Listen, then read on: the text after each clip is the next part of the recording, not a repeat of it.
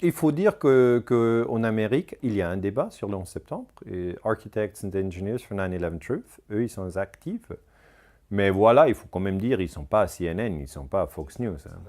Ça reste des groupes, des groupuscules aussi.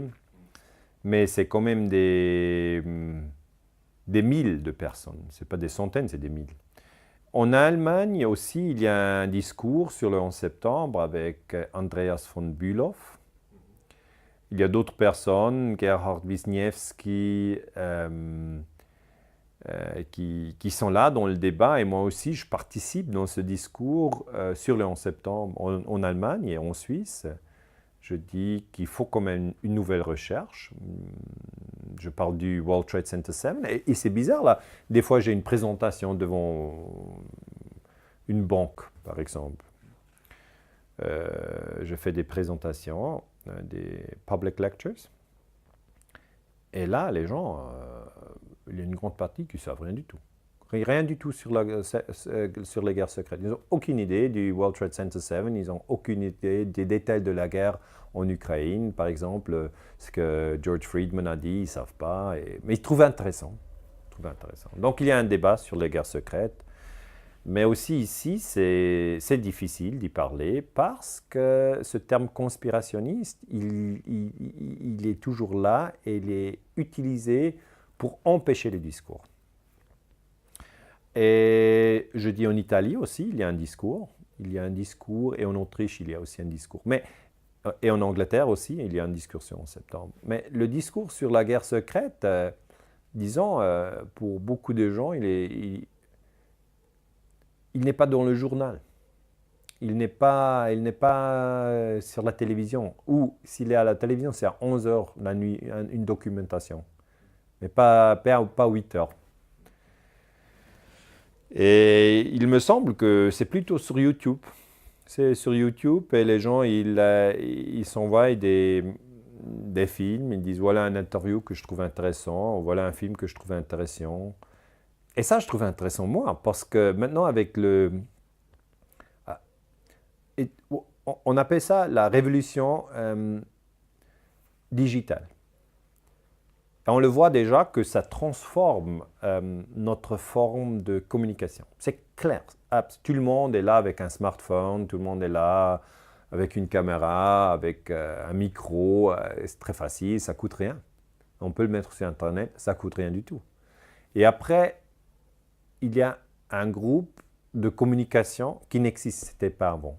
Disons, il y a 30 ans, on n'aurait pas pu faire ça parce que comment le diffuser, comment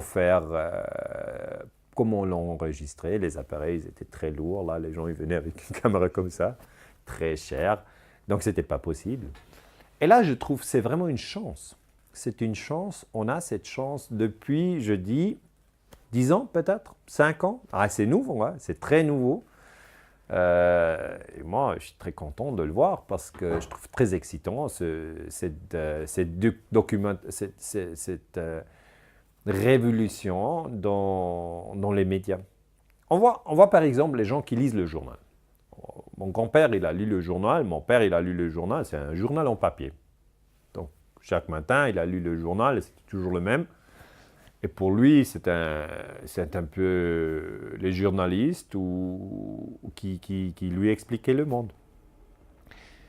Et là, aujourd'hui, ça a beaucoup changé. Hein. Alors, les gens, ils ne lisent pas le journal au papier. Il y en a encore quelques-uns, mais plus beaucoup. Et ils ne lisent pas un journal, mais ils sont sur plusieurs sites Internet. Je parle des gens qui ont 20 ans, 30 ans. Et ils s'envoient des clips YouTube. Clairement, des clips qui sont un peu débiles sur un chien qui mange plus vite qu'un autre chien, des choses comme ça. Mais pas seulement. Ils s'envoient aussi des clips sur la politique internationale. Et là, je trouve que c'est intéressant. Parce que là, c'est plus un monopole. C'est plus un monopole d'opinion, mais c'est plutôt un discours digital. Et à la fin, on va avoir un système de communication, j'espère, qui soit plus ouvert. Et j'espère aussi un système dans lequel les gens peuvent s'exprimer qui sont contre la guerre, qui sont contre le terrorisme manipulé et qui sont contre la torture. Parce que là, ces gens-là, ils existent partout. Je suis un de 1000 personnes qui font les recherches sur ces sujets. Je ne suis pas seul, hein. On est beaucoup. On est vraiment beaucoup. Peu d'universitaires quand même. Oui, les universités, ils ont... Ouais, pas trop, c'est vrai.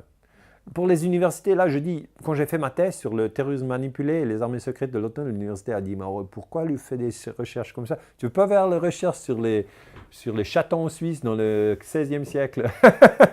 J'ai dit, non, je ne suis pas intéressé, vachement. Mais voilà, ce discours sur le terrorisme manipulé, il est très, très intéressant et j'espère que d'autres historiens vont le continuer. Voilà.